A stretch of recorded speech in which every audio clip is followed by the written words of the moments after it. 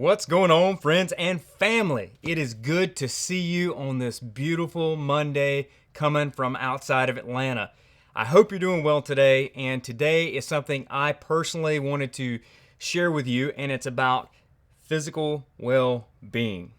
I'm Derek. We have so many new faces in the group, and I just wanted to share that today is a beautiful day, and thank you so much for all of the new group members. This is for you.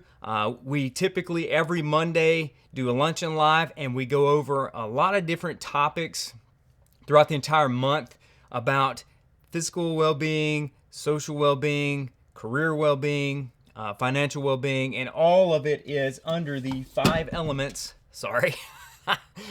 in this book right here.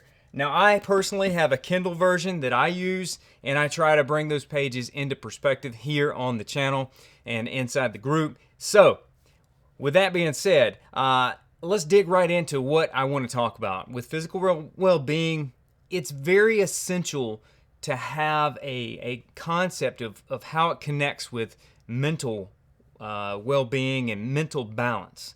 Because if your body's out of whack, you have a lot of times where you can't sleep well, you can't eat well, you can't move well or think well. And I know that personally as a corpsman, growing through the ranks in the Navy, I spent a lot of time with the Marine Corps, and I was constantly sharing with my Marines, hey, we need to look at not only your physical activity, we need to look at how all this stuff connects.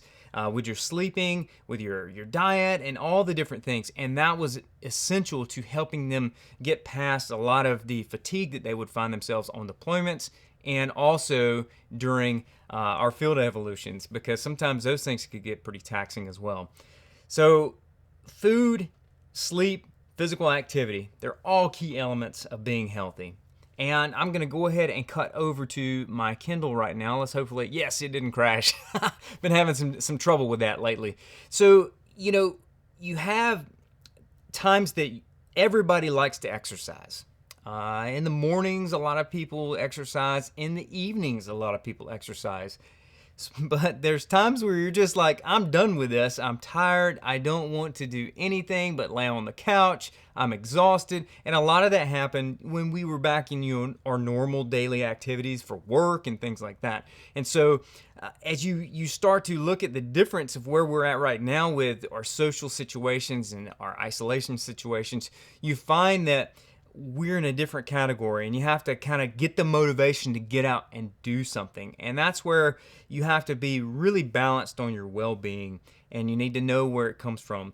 Research has shown us that we have more opportunity to be effective with our exercise and combating fatigue if we just get out there and do it.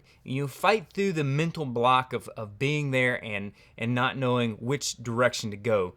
And, a lot of people, they don't have a perfect time to exercise, but they try to look for ways to do that. And if you have a hectic schedule, even right now in our personal situation, it can be challenging. And some things, they take over our opportunity to exercise.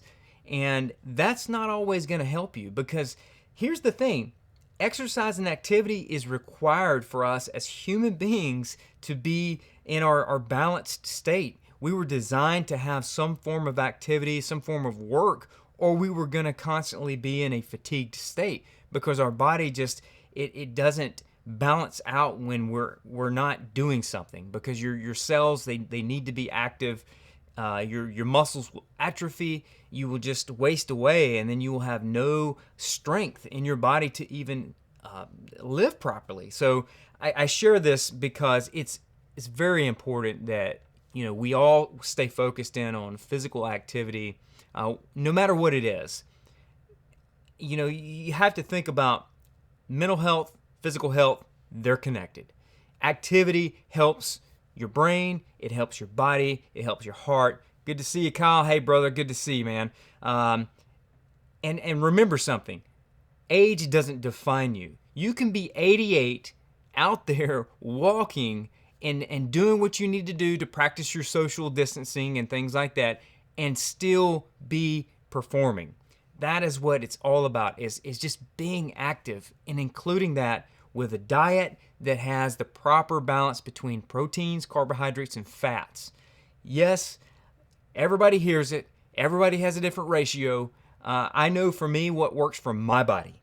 You have to figure that out. For me, sometimes it has a lot to do with about 40% carbohydrates or 60% carbohydrates, depending on what I'm doing. Like if I'm going on a long distance run, I'm going to have to change up my diet ratio. And I tell you that because you need to think about that for your activity levels. Because if you have a low activity level, I would encourage you to increase your protein intake and decrease your carbohydrate intake. Yes, fats are in there. Your body does need fats. It does to survive. So that's just a little bit of a food tip, but there you go. I hope you're doing well today, and I want to leave you with this. What is your favorite activity that you can engage your muscles? Mental muscle and physical muscle. See you on next Monday.